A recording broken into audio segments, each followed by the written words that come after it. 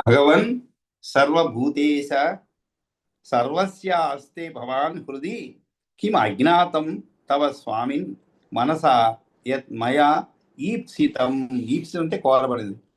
కాబట్టి నేను ఏం కోరుకుంటున్నానో మనసులో ఏమున్నదో ఏమిటో అనేది నీకు తెలియదు కాదు. ఎందుకంటే అందరి హృదయాల్లో నీవే ఉన్నావు, అందరిని నడిపించేవాడు నీవే. అలాంటప్పుడు నా మనసులో ఏముందో నీకు తెలియదు ఏముంటుంది. అయినా కూడా తథా అపి, తథా అంటే అయినా కూడా, అపి అంటే కూడా అని, తథా అపి అంటే అయినప్పటికీ, నీకు తెలుసు అయినప్పటికీ కూడా తుభ్యం దేవేశ, తుభ్యం అంటే నీకు, దేవేశ కథయిష్యామి యత్ మయా. కాబట్టి దేవేశ్వర, దేవ ఈశ అంటే దేవతలందరికీ కూడా ప్రధానమైనటువంటి వాడు ఈశ్వరుడు. దేవేశ్వర అయినా నా కోరిక ఏమిటో నీకు నివేదిస్తాను. కథయిష్యామి యత్ మయా, మయా అంటే నా చేత, నా ఏది కోరబడుతున్నదో ఆ విషయము నీకు నివేదిస్తాను.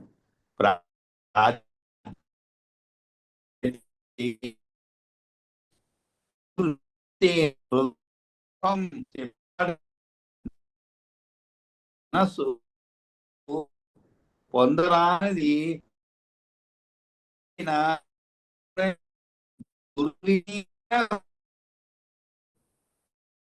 దుర్వినీతేన హృదయేన అంటే ఏమిటి? చెప్పిన మాట వినని దుర్వినీత అంటే ఏది? నా మనస్సు దుర్వినీతేన హృదయేన, హృదయేన అతి దుర్లభం. అతి దుర్లభం అంటే ఏమిటి? చాలా దుర్లభమైనటువంటిది అంటే దుర్లభం అంటే కష్టమైనటువంటిది, దొరకనటువంటిది అయినటువంటి దానిని ప్రార్థ్యతే అందుకోబోతున్నది. ఏమిటి? నా మనస్సు. ప్రార్థ్యతే దుర్వినీతేన హృదయేన అతి దుర్లభం అంటే మామూలు మనమైతే ఏం చెప్తా అండి, చాలా కష్టమైనదే కానీ నిన్ను కోరుకుంటా అంటాం. కానీ ఇక్కడ ధ్రువుడు ఏం చెప్తున్నాడు? చెప్పిన మాట వినని నా మనస్సు. చూడండి ఎంత జాగ్రత్తగా రాయబడింది. చెప్పిన మాట వినని అంటే ఏమిటి? నాకు అటువంటి కోరికలు లేవు కానీ నా మనసు మాత్రం ఒప్పుకోవటం లేదు. కాబట్టి అక్కడ దుర్వినీతేనా అని చెప్పబడింది. అంటే చెప్పిన మాట వినని నా మనస్సు పొందరానిది అందుకోబోతున్నది. తథాపి తుభ్యం దేవేశ కథయిష్యామి యత్మయా ప్రార్థ్యతే దుర్వినీతేన హృదయేన అతి దుర్లభం కింవా సర్వజగస్రష్ట. కాబట్టి భగవన్నీతి అని ధ్రువుడు మాత్రము ఇట్లాగా పలికాడనమాట. ఓ భగవంతుడా, నాకు ఈనాటికి కూడా నీతో సాలోక్యమును పొందాలనే కోరిక లేదు, కానీ దీనికంటే వేరైన కోరిక ఉన్నది. ఏమిటి? దాన్ని నీవు అంతర్యామిగా ఉన్నావు కనుక నీకు తప్పగా తెలిసియే ఉండును. ధ్రువుడు సమాధానం ఇస్తున్నామని, భగవంతుడా సర్వభూతాలకు ఈశ్వరుడా నియామకుడా, నీవు అందరి హృదయాల్లో నెలకొని ఉన్నావు. ఓ స్వామి, నీకు తెలియనిది ఏమున్నది? నేను నా మనసులో దేన్ని కోరుకుంటున్నానో ఎరుగా ఏమి అని చెప్పి తదాపి తుభ్యం అని అప్పుడు చెప్తున్నాడు అన్నమాట. తథాపి అని చెప్పి. కాబట్టి నేను కోరుకునే దాన్ని వినిపిస్తాను, విను. దుర్వినీతుడైనటువంటి నా హృదయంలోని కోరిక నీకు మిక్కిలి దుర్లభము కానిది, చాలా తేలికైనది కూడా చెప్తున్నాను అనమాట. ఇక్కడ రెండో విధాలుగా చెప్పబడింది. అంటే ఏమిటి? నేను కోరుకుంటున్నాను అని చెప్పబడింది దుర్వినీతైన హృదయేన. అదేవిధంగా నీకు చాలా దుర్లభమైనది కానిది, దుర్లభము కానిది అన్నారు. అంటే ఏమిటి? నీవు నా కోరికను తీర్చగలిగేటువంటి సామర్థ్యము ఉన్నటువంటి వాడవే, ఎటువంటి కోరిక అయినా కూడా. అంటే ఎదుటివాడిని చాలా చక్కగా వల్ల వేయడం అనమాట. మీకు ఇది చాలా చాలా సులభమైన పని అండి మీకు, కానీ కష్టమే నేను కోరేది. కానీ మీకు సులభమైనదే అనమాట ఆ పని చేసి పెట్టడం. ఏదో వచ్చిన నాకు చిన్న ట్రాన్స్ఫర్ కావాలని పోతాం అనమాట. ఇది నాకైతే కొంచెం అడగాలంటే కష్టంగా ఉందండి, కానీ కష్టమైన పనే. కానీ ఇది మీరు మనసు పెడితే ఎంతో సులభమైపోతుందండి. అంటే ఏమిటి? అలా పోయితే స్తుతిస్తే వెంటనే ఆయన మనసు పెట్టడం, కష్టమైన పని అయినా కూడా సులభంగా సాధించి మనకు పెట్టడం, సాధించి పెట్టడం మన కోసం. అది ఆ విధంగా చాలా తేలికైనది అని చెప్తున్నారు. ఏమని? కింవా సర్వ జగత్స్రష్ట ప్రసన్నే త్వయి దుర్లభం ప్రసాద ఫలం భుక్తే త్రైలోక్యం భగవానపి. అయినా కూడా ఓ సకల జగదుత్పాదక సర్వ జగత్ స్రష్ట. స్రష్ట అంటే సృష్టించేటువంటి వాడు. సర్వ జగత్ సృష్టి అంటే ఓ సకల జగత్ ఉత్పాదక, జగదుత్పాదక. ఉత్పాదక అంటే సృష్టించేటువంటి వాడు. కాబట్టి అలా అయినప్పటికీ తథాపి కిం సర్వ జగత్స్రష్ట, సులభమైనది అనియే చెప్తున్నాడు ఇంకా కూడా. ఏమని? సర్వ జగత్తులు సృష్టించిన వాడా, నీవు ప్రసన్నుడవైనాక దుర్లభమైనది ఏమున్నది? నీవు ప్రసన్నుడవైనాక, ప్రసన్నే త్వయి దుర్లభం కిం వా, దుర్లభం కిం వా అంటే ఏమున్నది? దుర్లభం అనేది ఏమి లేదు. నువ్వు మనం సంతోషపడితే ఏదైనా చేసి పెడతామండి ఎవరికైనా సరే. కానీ దుఃఖంలో ఉన్నాము, మనకి సరిగా చూడలేదు, మనకి సరైనటువంటి గౌరవం ఇవ్వలేదు అనుకోండి, చాలా సులభమైన పని అయినా కూడా చేయడం మనసు ఒప్పుకోదన్నమాట. దానితో కాస్త చిన్న పనే అయినా చెయ్యము, అది చాలా సంతోషించాం, వాళ్ళ ఎడల చాలా తృప్తిగా ఉన్నాం. అలాంటప్పుడు మనకి ఎంతటి కష్టమైన పని అయినా కూడా చాలా తేలిక అనిపిస్తుంది అనమాట. అందుకే మనం అందరి ఎడలా కూడా ప్రేమానురాగాలతో ఉండాలని చెప్తారు. ఎందుకంటే వాళ్ళకి ఏదైనా అవసరం పడ్డప్పుడు మన మనస్సు మనకి సహకరించాలండి. అది సహకరించలేదు అనుకోండి, అదే మీకు చాలా కారణాలు చెప్పేస్తుంది ఆ పని చేయొద్దని చెప్పాను. అనేక కారణాలు అప్పటికప్పుడు పుట్టుకొస్తాయి అన్నమాట. ఎప్పుడో చిన్ననాడు ఎప్పుడో మనం కొట్టుకున్నాము, లేదా ఆ తర్వాత ఎప్పుడో ఇదైంది అదైంది ఇదైంది అని చెప్పి మొత్తానికి మీరు ఆ పని చేయకుండా ఉండేందుకు సహస్ర కారణాలు చూపెడతారనమాట. కానీ మనం సంతోషపడింది అనుకోండి, ఏవి అడ్డంకు రాదు, అడిగినదే తడవుగా చేసి పెడతాం. కాబట్టి ఇక్కడ కూడా ప్రసాద ఫలం భుంక్తే త్రైలోక్యం మఘవానపి. నీ యొక్క ప్రసాదం అంటే ఏమిటి? నీ అనుగ్రహమే ఫలంగా, అనుగ్రహ ఫలంగా త్రైలోక్యాన్ని కూడా అనుభవిస్తున్నాడు ఎవరు? మఘవాన్. మఘ అంటే ఇక్కడ దేవేంద్రుడు అనమాట. ప్రసాద ఫలం భుంక్తే, నీ అనుగ్రహం వల్లే ఆయన అనుభవిస్తున్నాడు అనమాట. కాబట్టి నీ అనుగ్రహం లేదనుకోండి, పైవాడి అనుగ్రహం లేతే ఏముందండి? వెంటనే తీసి పడేస్తారు, ఎక్కడో చోట ట్రాన్స్ఫర్ చేస్తారు, లేదా ఏదో ఒక విధంగా ఇబ్బందులు పెడతారు. కాబట్టి ఇక్కడ ఇంద్రుడు కూడా నీ యొక్క అనుగ్రహ ఫలంగా త్రైలోక్యాన్ని కూడా అనుభవిస్తున్నాడు అనమాట. అధిపతి అయిన ఇంద్రుడు కూడా ఎవరికి? లోకాల వారు, 3 లోకాల వారు మరియు వీటికి అధిపతి అయిన ఇంద్రుడు కూడా అని చెప్తున్నాడు. త్వత్ప్రసాద కింవా సర్వజగత్స్రష్ట ప్రసన్నే త్వయి దుర్లభం త్వత్ప్రసాద ఫలం భుంక్తే త్రైలోక్యం. చూడండి, త్రైలోక్య మఘవాన్ కాదు, త్రైలోక్యం మఘవాన్ అపి అంటే ఇంద్రుడికి ప్రత్యేకంగా చెప్పబడింది అన్నమాట.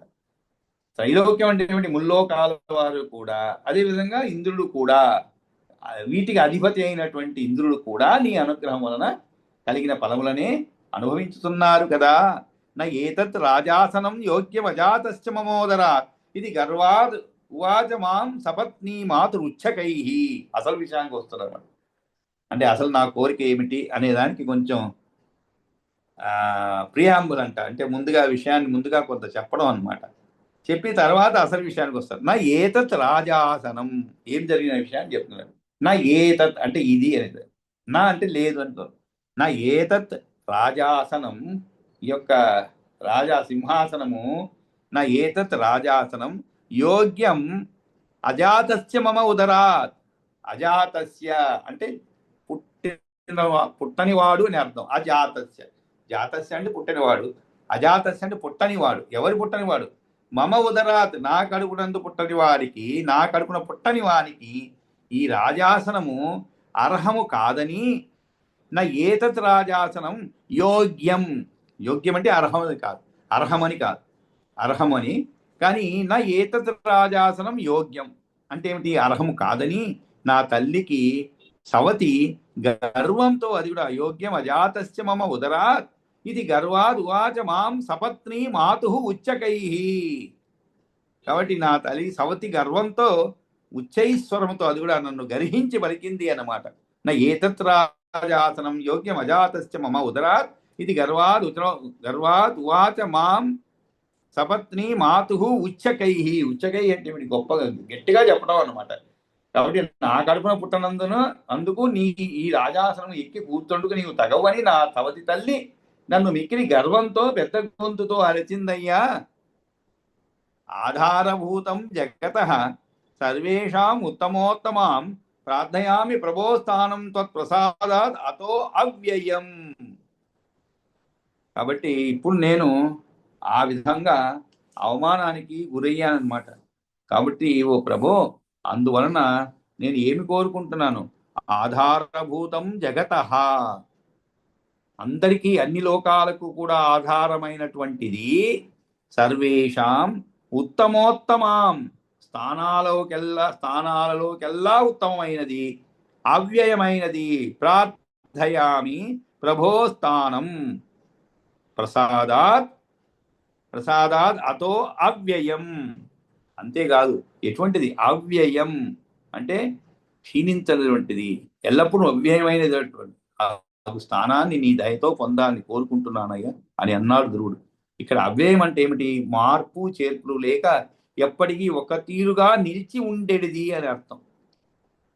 నా ఏతత్ రాజాసనం యోగ్యం అజాతస్య మమ ఉదరాత్ ఇది గర్వాద్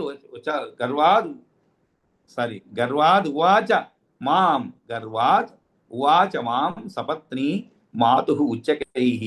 సపత్ని మాతు, ఇక్కడ కొన్ని పుస్తకాల్లో నా తల్లికి సవతి గర్వంతో ఉచ్చైస్వరంతో నన్ను గర్హించి పలికిందని చెప్పారు. రాజాసనం అర్హం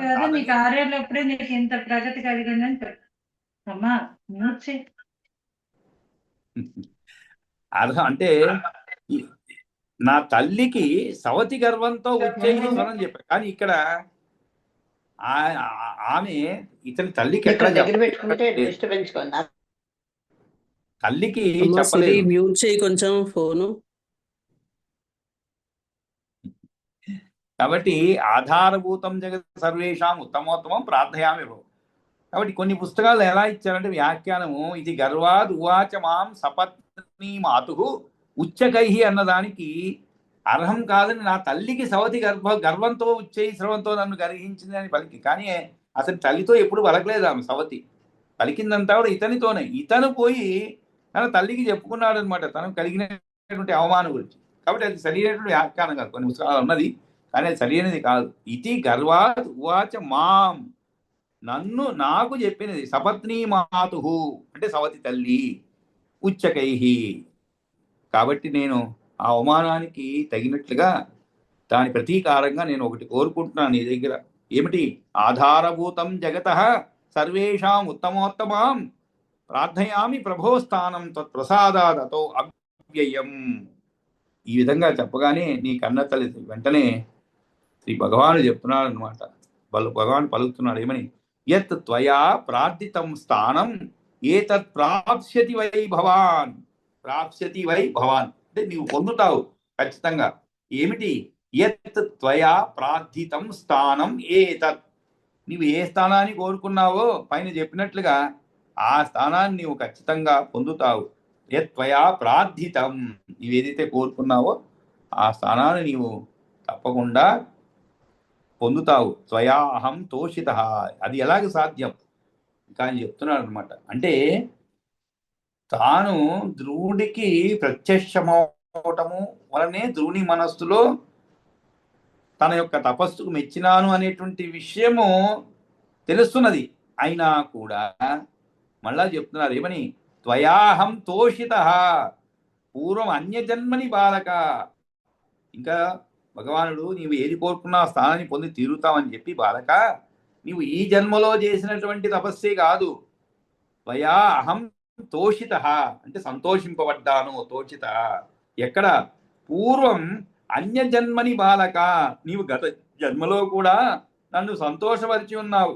అంటే ఏమిటి? ఈ జన్మలోనే కాదు, నీవు పూర్వజన్మలో కూడా నన్ను సంతోషపరిచి ఉన్నావు అని చెప్పి ఆ విషయంగా చెప్పబోతున్నాడు. కాబట్టి ధ్రువుని విజ్ఞప్తికి బదులుగా భగవంతుడు చెప్పిన మాట ఇట్లున్నది ఏమని?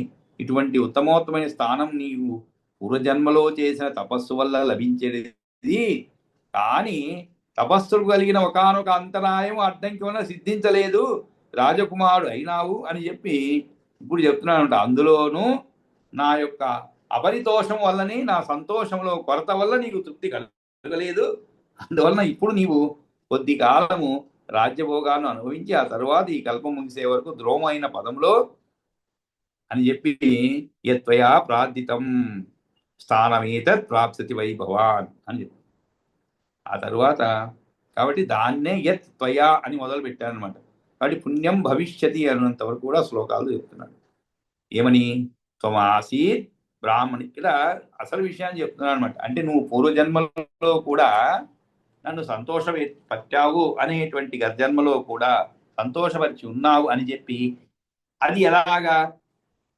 ఎలా సంతోషపరిచావు, ఎందుకు ఆ సందర్భం వచ్చినది అనేటువంటిది ఇక్కడ చెప్తున్నామట. త్వం ఆసీత్ బ్రాహ్మణ పూర్వం, త్వం ఆసీత్ బ్రాహ్మణ పూర్వం మయి ఏకాగ్రమతి సదా, మయి ఏకాగ్రమతి, మయి ఏకాగ్రమతి, నాయందు మయి అంటే ఏకాగ్రమతి, మాతాపిత్రశ్చ శుశ్రూషు నిజధర్మానుపాలక. నీవు పూర్వజన్మలో నీ ఒక బ్రాహ్మణుడు అనమాట ధ్రుడా. పూర్వం నీ ఒక బ్రాహ్మణుడు, అంతేకాదు నాయందే నీ మనస్సును స్థిరంగా నిలిచి ఉండేది వాడవు.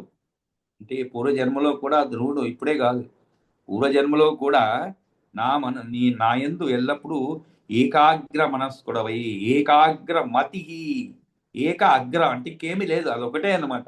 ఆ విధంగా ఏకాగ్ర మనస్కుడవై ఉండేవాడవు.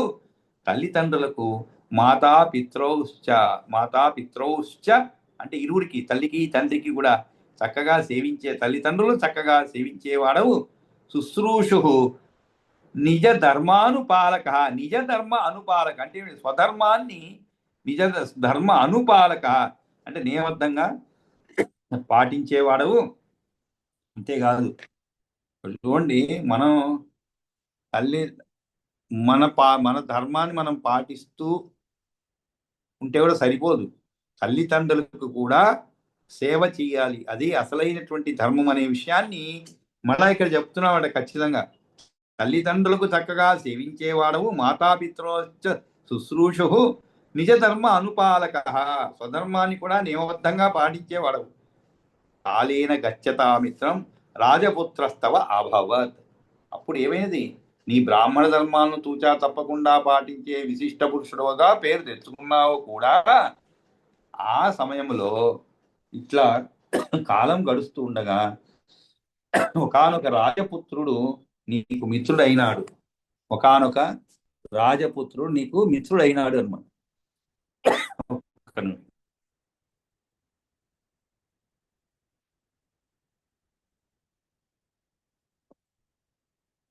కాలేన గచ్చత అంటే కాలము జరుగుతూ ఉండగానే అర్థం. గచ్చత అంటే ఏమిటి, పోవడం.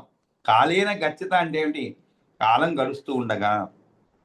మిత్రం రాజపుత్ర తవ అభవత్, మిత్రం రాజపుత్ర తవ అభవత్ అంటే నీకు అయ్యాడు. ఏమయ్యాడు, మిత్రుడు అయ్యాడు అంటే స్నేహితుడు అయ్యాడు అనమాట. కాబట్టి ఈ విధంగా కాలేన గచ్చతా మిత్రం రాజపుత్రస్తవ అభవత్ యవనే అఖిల భోగాఢ్యో దర్శనీయ ఉజ్వల ఆకృతి. అసలు ఎలా ఉన్నాడు, కాలం గడుస్తుండగా యవ్వనంలో సమస్త భోగాలను అనుభవించుతున్నవాడు, చూడచక్కని సుందర స్వరూపుడు రాజకుమారుడు ఒకడు నీకు స్నేహితుడయ్యాడు. కాబట్టి ఈ విశేషణాలన్నీ కూడా ఆ యొక్క రాజపుత్రుడికి సంబంధించింది. ఏమిటది, యవ్వనే అఖిల భోగాఢ్యో దర్శనీయో ఉజ్వల ఆకృతి. కాబట్టి యవ్వనంలో సమస్త భోగాలు అనుభవించుతున్నవాడు, చక్కని సుందర స్వరూపుడు రాజకుమారుడు ఒకడు నీకు స్నేహితుడయ్యారు. ఎప్పుడు కాలేన గచ్చతి. ఇదంతా కూడా పూర్వజన్మ గురించి చెప్తున్నాడు. అంటే దీని కాకుండా అంతకుముందు కూడా నీవు నా ఎడల ఇటువంటి భక్తి ప్రపత్తులతో ఉండేటువంటి వాడు అనే విషయాన్ని చెప్తున్నాడు కాలేన గచ్చత. అంతేకాదు తస్సంగాత్, కాబట్టి నీకు మిత్రుడైనాడు, అతడు యవ్వనంలో ఉన్నాడు, అన్ని భోగాలను సమృద్ధిగా అనుభవిస్తున్నాడు, పైగా చూడముచ్చటగా ఉన్న దేహాన్ని కలిగి ఉన్నాడు. ఆయనతో సంగమం పొత్తు వలన అతడికి ఉన్న సమృద్ధిని తస్సంగాత్ తస్యతాం వృద్ధిం అవలోక్య అతి దుర్లభం. అతి దుర్లభం అంటే ఏమిటి, వాని సాంగత్యం వల్ల దుర్లభమైనటువంటి అతని కలిమి చూచి తస్సంగం అంటే ఏమిటి, అతని యొక్క స్నేహం వలన తస్సంగాత్ తస్య తాం వృద్ధిం, అతని యొక్క వృద్ధిం అవలోక్య, అది ఎటువంటిది, అతి దుర్లభం. భవేయం రాజపుత్రో అహమితి వాంఛా త్వయా కృత. వాంఛ అంటే కోరిక. నేను కూడా భవేయం రాజపుత్రో అహం, నేను కూడా భవేయం అవ్వాలి.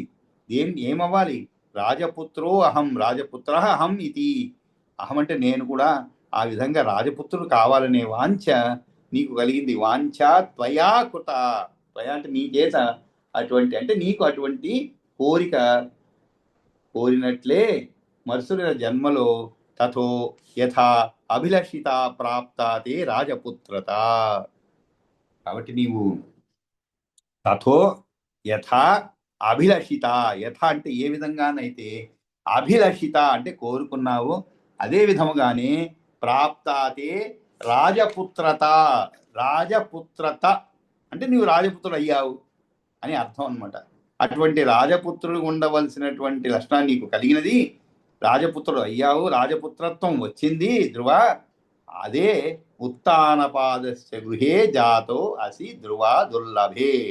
దుర్లభే అంటే చాలా దుర్లభమైనటువంటి, ధ్రువ దుర్లభమైనటువంటి స్వయంభవ వంశంలో ఉత్తానపాదుని ఇంట్లో జన్మించడం జరిగింది. తతో యథా అభిలషత ప్రాప్తా తే రాజపుత్రత ఉత్తానపాదస్య గృహే జాతోసి ధ్రువ దుర్లభే. కాబట్టి ఆయన ఇంట్లో, ఉత్తానపాదుని యొక్క ఇంటిలో దుర్లభమైన చోట జన్మించినావయ్యా. ఎందుకని? నీవు పూర్వజన్మలో అటువంటి కోరిక కోరుకున్నావు కాబట్టి. అందులో కూడా ఏదో ఊరికే కోరుకోలేదు ఆయన. త్వం ఆసీ బ్రాహ్మణ పూర్వం మయ్యేకాగ్రవతి సదా. అందువలన మయి ఏకాగ్రవతి సదా మాతాపితరోశ్చ శుశ్రూష. అది కూడా అన్నమాట. భగవంతుని కంటే కూడా తల్లిదండ్రుల ఎడల భక్తితో ఉన్నటువంటి వాడు, సేవ చేసేటువంటి వాడు తన కోరికను ఖచ్చితంగా పొందగలుగుతాడు మరుసటి జన్మలో అయినా అనేటువంటి విషయాన్ని ఇక్కడ రూఢి చేస్తున్నామట. మాతాపితరోశ్చ శుశ్రూష. లేకుంటే మయ్యేకాగ్రమతి సదా అని చెప్పి ఉండొచ్చు కదండి. నా భక్తితో నా పైన భక్తితో నువ్వు ఉన్నావు పూర్వ జన్మలో, అప్పుడు కొన్ని కోరికలు కోరుకున్నావు అని చెప్పొచ్చు. కానీ దానికంటే కూడా ప్రియమైనది ఇది. అందుకనే మాతాపిత్రోశ్చ శుశ్రూషు నిజ ధర్మానుపాలక కాలేన గచ్చతామిత్రం రాజపుత్రతవాభవత్ యవ్వనే అఖిల భోగాఢ్యో దర్శనీయోజ్వలాకృతి తత్సంగా తస్య తాం వృద్ధిం అవలోక్య దుర్లభాం భవేయం రాజపుత్రోహమితి వాంఛా త్వయా కృత తతో యథా అభిలషత ప్రాప్తా తే రాజపుత్రత ఉత్తానపాదస్య గృహే జాతోవతి ధ్రువా దుర్లభే. కాబట్టి ఆ ఇంట్లో జన్మించడం. అన్యేషాం తద్వరం స్థానం కులే స్వయంభువస్య యత్ తస్య ఏతదపరం బాల ఏనాహం పరితోషిత. కాబట్టి ఇతరులకు ఈ స్వయంభవ కులంలో స్థానం లభించడం అంటే మాటలా? కాబట్టి జన్మించిన ఇతరులైన తపస్సుల కంటే కూడా వరము శ్రేష్టమైన స్థానమే. అందుకు కారణము నీవు పూర్వజన్మలో నన్ను సంతోషపెట్టినావు కదా. అన్యేషాం తత్వరం స్థానం. వరం అంటే ఇక్కడ శ్రేష్టమైనది అర్థం. వరం స్థానం అంటే ఏమిటి? శ్రేష్టమైనటువంటి స్థానం అని అర్థం. కులే స్వయంభువస్య యత్, ఏదైతే ఉన్నదో, ఏమిటి? స్వయంభువస్య కులే, ఆ స్వయంభువుని యొక్క కులమునందు జన్మించడం అనేది చాలా దుర్లభమైనటువంటి అది. తస్య ఏతద్ అపరం బాల ఏన అహం పరితోషిత. కాబట్టి ఓ బాలక, దానికి తోడు ఈ తపస్సు ఒకటి. తస్య ఏతత్ అపరం బాల అంటే అది ఒకటి. అంతేకాదు, ఇంకోటి ఏమిటి? ఈ తపస్సు ఒకటి. బాల ఏన అహం పరితోషిత. ఏన అంటే దేని చేతనైతే, అహం నేను, పరితోషిత సంతోషించాను అనమాట. కాబట్టి మాం ఆరాధ్య నరో ముక్తిం అవాప్నోసి అవిలంబితాం. ముక్తిం అవాప్నోతి అవిలంబితాం. మాం ఆరాధ్య అంటే, ఆరాధ్య అంటే నన్ను ఆరాధించిన నరుడు ముక్తిం అవాప్నోతి, ముక్తిని పొందుతాడు. ఎప్పుడు? వెంటనే. అవిలంబితాం అన్నారు అంటే ఆలస్యం చేయకుండానే అన్నమాట. మయి అర్పితమనా బాల కిం స్వర్గాదికం పదం. కాబట్టి నాకు మనస్సు అర్పించిన వానికి, మయి అర్పితమనా బాల, మయి అంటే నా యందు అర్పితమన అర్పించినటువంటి మనస్సు గలవాడై, బాల కిం స్వర్గాదికం పదం. ఇంకా స్వర్గం ఉన్నకు పదవుల మాట చెప్పేదేమిటి? కాబట్టి ఏ నరుడైనా నన్ను ఆరాధించినట్లయితే ఆలస్యం లేకుండా ముక్తిని పొందుతాడు. నాయందే తన మనస్సు నిలిచేవాడు మోక్షాన్ని పొందడమే మెచ్చదగినది. ఏ కారణం చేతనైనా నా సన్నిధికి రాకుండా త్రైలోక్యాదధికే స్థానే సర్వతారాగ్రహాశ్రయ భవిష్యతి నా సందేహో మత్ప్రసాదాత్ భవాన్ ధ్రువ. కాబట్టి ధ్రువ, మూడు లోకాలకు కూడా అతీతమైనటువంటి త్రైలోక్యాత్ అధికే స్థానే, త్రైలోక్యాద్ అధికే స్థానే అంటే త్రైలోక్యాల కంటే కూడా, త్రిలోకాల కంటే కూడా, అంటే మూడు లోకాలకి కూడా అతీతమైనటువంటి పై స్థానంలో నా అనుగ్రహం వల్ల సర్వతారాగ్రహ ఆశ్రయ, సర్వతారాగ్రహ ఆశ్రయ అంటే అనుగ్రహం నీవు సమస్త నక్షత్రాలకు గ్రహాలకు ఆశ్రయ అంటే ఆధారభూతమైనటువంటి సర్వోత్తమ స్థానాన్ని భవిష్యతి నా సందేహో మత్ప్రసాదాత్ భవాన్ ధ్రువ. కాబట్టి భవిష్యతి నా సందేహో, ఎటువంటి సందేహము లేదు, ఇవేం ఆలోచించవలసిన అవసరం లేదు. కాబట్టి మూడు లోకాల రాజ్యాధికార పదవి కంటే అధికము గొప్పది అన్ని తారలు గ్రహాలు ఆశ్రయించి ఉండే స్థిరమైనటువంటి స్థానాన్ని నా అనుగ్రహంతో నీవు తప్పక పొందుతావయ్యా ధ్రువకుమార, ఇందులో సందేహానికి చోటు అవకాశం లేనే లేదు.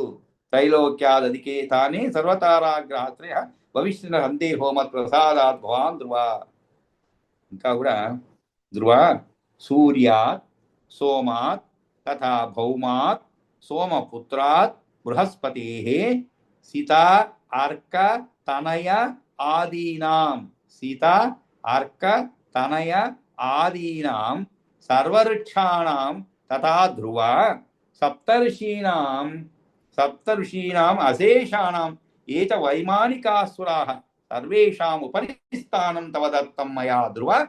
కేచిత్ చతుర్యుగం యావత్ కేచిత్ మన్వంతరం సురాః తిష్టంతి భవతో దత్తా మయా వై కల్ప సంస్థితి. కాబట్టి ఆయన నీకు ఎటువంటి స్థానాన్ని ఇస్తున్నాను, నేను అందరి పొందేటువంటిది కాదు. సూర్య సోమ తథా భౌమాత్ అన్నారు. అంటే సూర్యుని కంటే ధ్రువ, సూర్యుని కంటే చంద్రుని కంటే కుజుని కంటే భౌమాత్, సోమపుత్ర బుధుని కంటే బృహస్పతి కంటే కూడా, సీత అర్క, సీత అంటే ఇక్కడ శుక్రుని అనమాట, శుక్రుని కంటే అర్క తనయాధీన అంటే సూర్యపుత్రుడైనటువంటి శనేశ్వరుని కంటే సర్వవృక్షాణ అంటే ఇక్కడ గ్రహాల కంటే నక్షత్ర కంటే, సర్వవృక్ష అంటే నక్షత్రం కూడా అర్థం ఉంది, సర్వ నక్షత్రాల కంటే తథా ధ్రువ సప్త ఋషీణాం అశేషాణం, సప్త ఋషులు అందరికంటే కూడా వైమానికులైన సురుల కంటే అన్నిటికన్నా మిన్న అయినటువంటి ఏచ వైమానికా సురాః సర్వేషాం ఉపరిస్థానం, అన్నిటికంటే మిన్న అయినటువంటి ఉపరిస్థానం అంటే ఊర్ధ్వస్థిత స్థానాన్ని ధ్రువ నేను నీకు ఇస్తున్నాను. సూర్య సోమా తథా భౌమాత్ సోమపుత్ర బృహస్పతే సితార్కతనయాదీనాం సర్వవృక్షాణాం తథా ధ్రువ సప్తఋషీణాం అశేషాణాం ఏచ వైమానికాసురాః సర్వేషాం ఉపరిస్థానం తవ దత్తం మయా ధ్రువ. కాబట్టి సూర్యుడు చంద్రుడు కుజుడు బుధుడు గురుడు శుక్రుడు శని ఇంకా అన్ని నక్షత్రగణాల కంటే నీ ఉండే చోటు ధ్రువమై ఉంటుంది. సప్తఋషులకి అందరికన్నా విమానాల్లో సంచరించే దేవతల కన్నా అందరానిది ఎత్తైనది గొప్పదైన స్థానాన్ని నీకు ఇచ్చినానయ్యా ధ్రువకుమార. కొంతమంది 4 యుగాల కాలము, మరి కొంతమంది 1 మన్వంతరం వరకు, కేచిత్ చతుర్యుగం, చతుర్ అంటే 4 అండి. కాబట్టి దేవతలు కొందరు చతుర్యుగ పర్యంతం ఉంటారు, కేచిత్ చతుర్యుగం యావత్ కేచిత్ మన్వంతరం సురాహ, మరికొందరు మన్వంతర పర్యంతం ఉంటారు. కానీ తిష్టంతి భవతో దత్త మయా, భవతో దత్త నీకు నేను ఇచ్చిన స్థితి కల్పాంతం వరకు కూడా మయా వై కల్ప సంస్థితి. కాబట్టి కొంతమంది 4 యుగాల కాలము, మరికొంతమంది 1 మన్వంతరం వరకు దేవతలు వారి వారి పదవుల్లో నిలిపి ఉంటారు, తర్వాత తొలగిపోతారు. అది తప్పనిసరి అయినటువంటిది. కానీ ఓ ధ్రువ, నీవు మాత్రము 1 కల్పము కాలము చెక్కుకు తెదరకుండా కాలు కదపకుండా నిలదొక్కుని ఉంటావు. ఇది నీకు నేను ఇస్తున్నటువంటి వరము. అంతేకాదు సునీతిరపితే మాత సునీతిరపి తే మాత త్వదాసన్నా అతి నిర్మల విమానే తారకా భూత్వా తావత్ కాలం నివస్యతి ఉంటుందన్నమాట. నీవే కాదు సునీతి అంటే ఇక్కడ నీ తల్లి అయిన సునీతి కూడా నీకు దగ్గరగా, సునీతిరపి తే మాత త్వద్ ఆసన్నా తద్ ఆసన్న అతి నిర్మల. అతి నిర్మల అంటే మిక్కిలి నిర్మలంగా నీకు దగ్గరగా, ఆసన్న అంటే దగ్గరగా, విమానే తారక భూత్వ అంతరిక్షంలో, విమానం ఇక్కడ అంతరిక్షం అనమాట, విమానే అంటే తారకై అంతకాలము కూడా ఉంటుంది. ఓ ధ్రువ కుమార, నీ తల్లి అయిన సునీతి కూడా మిక్కిలి నిర్మల స్వభావం కలది, నీకు దగ్గరలో విమానంలో ఉంటూ కాలం ఉన్నంత వరకు తారకగాయి ప్రకాశిస్తూ ఉండగలదు. ఏ చత్వాం మానవా ప్రాతః సాయం చ సుసమాహితా కీర్తయిష్యంతి తేషాం చ మహత్పుణ్యం భవిష్యతి. అంతేకాదు, ఏ చ త్వాం మానవాహ, ఏ చ అంటే ఎవరైతే, అంటే మానవులు ఎవరైనా సరే, ఏ చ త్వాం మానవాహ ప్రాతః సాయం చ సుసమాహితా. సుసమాహిత అంటే ఏమిటి? సు అంటే బావుగా, సమాహిత అంటే ఏకాగ్రత, అంటే ఎవరైనా సరే ఏకాగ్రత గలవారై ప్రాతః సాయంకాలంలో నిన్ను గురించి కీర్తించినట్లయితే వారికి గొప్పదైనటువంటి పుణ్యము కలుగుతుంది. కీర్తయిష్యంతి తేషాం చ మహత్పుణ్యం భవిష్యతి. తేషాం చ అంటే వారికి కూడా ఒక గొప్ప పుణ్యము లభిస్తుంది అని చెప్పి ఈ విధంగా పలికి ఆయన అంతర్ధానమయ్యాడు. కీర్తయిష్యంతి తేషాం చ మహత్పుణ్యం భవిష్యతి ఏ చ త్వాం మానవా ప్రాతః సాయం చ సుసమాహిత. ఆ తర్వాత ఇంకా పరాశరుడు చెప్తున్నాడంట, ఏమని? ఓ మహామతి, ఏవం పూర్వం జగన్నాథాత్ దేవదేవా జనార్దనాత్ వరం ప్రాప్య ధ్రువ స్థానం అద్య అస్తే స మహామతే. వరం ప్రాప్య ధ్రువ, గొప్ప బుద్ధిమంతుడమైనటువంటి మైత్రేయ, మహామతే మైత్రేయ, ఏవం ఈ రీతిగా పూర్వము జగన్నాథుడైనటువంటి శ్రీమన్నారాయణుడు జనార్దనుని ద్వారా ధ్రువుడు వరాన్ని పొంది ఉత్తమోత్తమైనటువంటి స్థానాన్ని అధిరోహించినాడయ్యా. జనార్దనుని వల్ల ధ్రువుడు వరం ప్రాప్య, వరాన్ని పొంది ధ్రువ స్థానం అధ్యాస్తే అధిష్ఠించాడు అని. అధ్యాస్తే అంటే ఉన్నాడు, అధిష్ఠించాడు అని అర్థం. ఎటువంటిది? ధ్రువ ప్రాప్య స్థానం అధ్యాస్తే స మహామతి. కాబట్టి అటువంటి గొప్ప స్థానాన్ని అధిరోహించినాడయ్యా. తస్యాపి తస్యాపి మాన వృద్ధిం చ మహిమానం నిరీక్ష్య చ దేవాసురాణం ఆచార్య శ్లోకమత్రోసన జగౌ.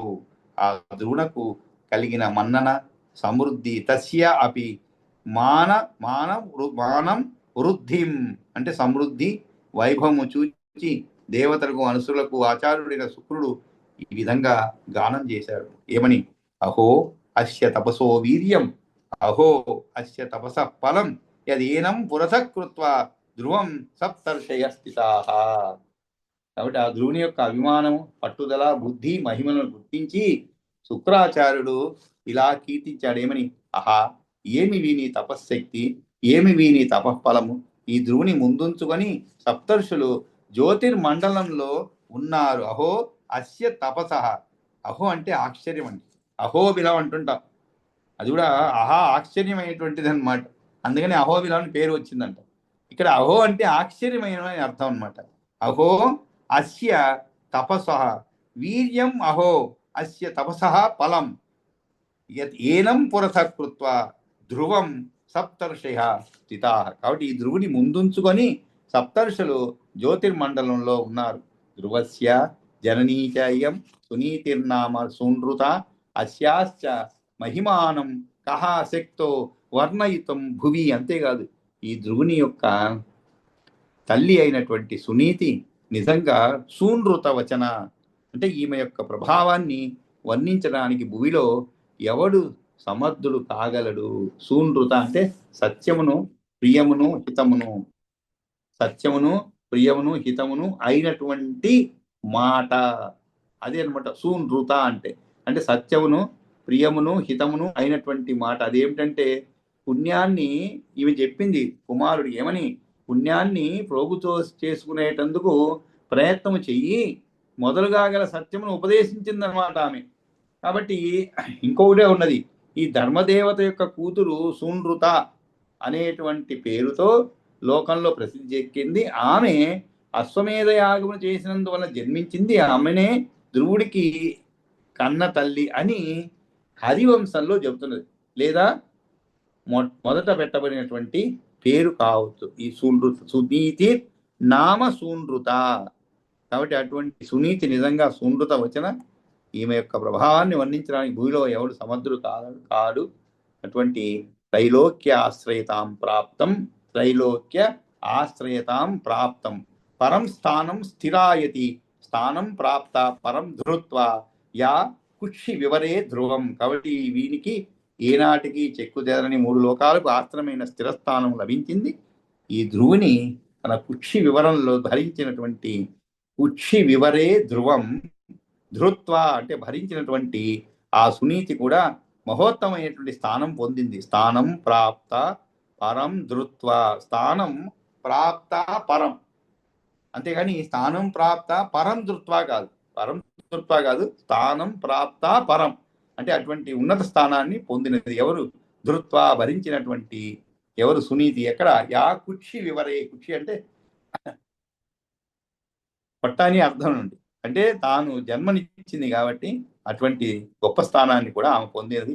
యశ్చ ఏతత్ కీర్తయే నిత్యం ధ్రువస్య ఆరోహణం దివి స సర్వపాప నిర్ముక్త స్వర్గలోకే మహీయతే. కాబట్టి ఈ ధ్రువుని యొక్క ఈ దివ్య లోకారోహణాన్ని నిత్యం కీర్తించేటువంటి వాడు సమస్త పాపాల నుంచి విడువడిన వాడై స్వర్గలోకంలో మన్ననలు పొందుతాడు. సర్వపాప నిర్ముక్త. నిర్ముక్త అంటే పోయేది అనమాట.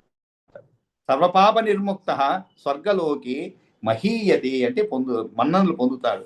స్థానభ్రంశం న చ ఆప్నోతి దివివా ఇదివా భువి సర్వకళ్యాణ సంయుక్తో దీర్ఘకాలం సజీవతి. అంతేకాదు దివిలో కాని భూమిలో కాని స్థానభ్రంశాన్ని పొందడు. సర్వకళ్యాణ సంపన్నుడై అతడు దీర్ఘాయుష్మంతుడు అవుతాడు. కాబట్టి ఎవడైతే ఈ ధ్రువుని యొక్క ధ్రువమైన పదవిని అంతరిక్షంలో ఉన్న దాన్ని అధిరోహించడానికి చెందిన వృత్తాంతాన్ని ప్రతిదినమును కీర్తిస్తాడో అతడు అన్ని పాపాల నుండి విడుదలను పొంది స్వర్గలోకాన్ని ముక్తిని చేరుకుంటాడు. అక్కడి వారిచే గొప్పగా గౌరవించబడతాడు. ఇంతేకాదు భూలోకంలో ఉన్నప్పుడు తనదైన ఉన్నత స్థానం నుండి దిగజారడు. స్థానభ్రంశం నచ ఆప్నోతి. ఆప్నోతి అంటే పొందడం, నచ ఆప్నోతి అంటే ఏమిటి? పొందడు అనేది. ఏమిటి? స్థానభ్రంశము అంటే తనదైన ఉన్నత స్థానం నుండి దిగజారడు, పదవిని కోల్పోడు. అంతేకాదు దీర్ఘకాలం సజీవతి, అతను మంచివైన గుణములతో కూడిన వాడే. సర్వ కళ్యాణ సంయుక్త, దీర్ఘకాలము జీవించుతాడు. దీర్ఘకాలం జీవించడం వేరు, సర్వకళ్యాణ సంయుక్త అని చెప్పడం వేరు అనమాట. అంటే సర్వకళ్యాణ సంపన్నుడై అతడు దీర్ఘాయుష్మంతుడు అవుతాడు. ఇది విష్ణు పురాణంలో ప్రథమ అంశంలో 12వ అధ్యాయము ధ్రువుని యొక్క చరిత్ర అన్నమాట. స్వస్తి ప్రజాభ్య పరిపాలయంతాం న్యాయేన మార్గేణ మహిమహీచ గో బ్రాహ్మణేభ్య సుమత్వ నిత్యం లోకా సమత్తా సుఖినో భవంతు. కాళే వర్షద పద్యన్న పృథివీ సస్యశాలిని దేశోయం శోభరహితో బ్రాహ్మణాస్తంతు నిర్భయ అపుత్ర పుత్రిణస్తంతు పుత్రిణస్తంతు పౌత్రిణః అధనా సధనాస్తంతు జీవంతు శిరదాచితం. కాయేన వాచా మనసేంద్రియైర్వా బుద్ధ్యాత్మనా వా ప్రకృతే స్వభావాత్ కరోమి యద్యత్తగలం పరస్మై నారాయణే సమర్పయామి. యదక్షరపదభ్రష్టం మాత్రాహీనం తు యద్భవేత్ తత్సర్వం క్షమ్యతాం దేవనారాయణ నమోస్తుతే. విసర్గబిందుమాత్రాని పదపాదాక్షరాణి చ న్యూనాని చాతిరిక్తాని క్షమస్వ మహేశ్వర. అటు విధంగా మనం చాలా నెమ్మదిగా ఈ 12వ అధ్యాయం పూర్తి చేసుకోవడం జరిగింది. ఇంకా రేపు మనం త్రయోదశ అధ్యాయం అంటే 13వ అధ్యాయం శ్లోకాలు చదవడం, ఇంకా యథావిధిగా ముందుకు పోదాము. కాబట్టి సర్వే జనా సుఖినో భవంతు. మరి ఈరోజు ఇంతటితో సెలవు తీసుకుందామండి. అందరికీ కూడా నమస్కారం. దాసం గురుగారు. దాసం.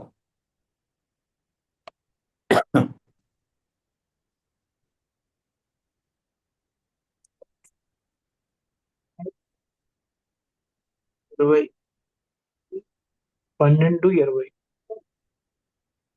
ఇప్పుడే క్లాస్ అయింది. చెప్తుంటారు సార్.